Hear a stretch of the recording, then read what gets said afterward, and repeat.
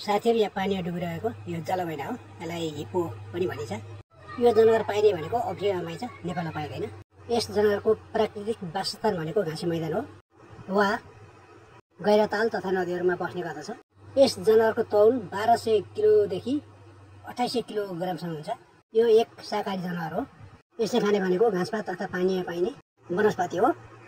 यस जनावरको गर्भधारण अवधि भनेको 7 देखि 8 महिना हो। यसले एक बेतमा एक बच्चा मात्रै जन्माउने गर्दछ। यस जनावरको आयु भनेको 40 वर्षदेखि 60 वर्षसम्मको हुन्छ। यसको अंग्रेजी नाम हिप्पोपोटामस हो र वैज्ञानिक नाम चाहिँ हिप्पोपोटामस एम्फिबियस हो। यो जनावर सामान्य रूपमा पानीभित्र 15 देखि 20 मिनेटसम्म बस्न सक्छ र एकैछिन पानी बाहिर मुटु निकाल्ने र त्यसपछि फेरि पानीभित्र मुटु राख्छ।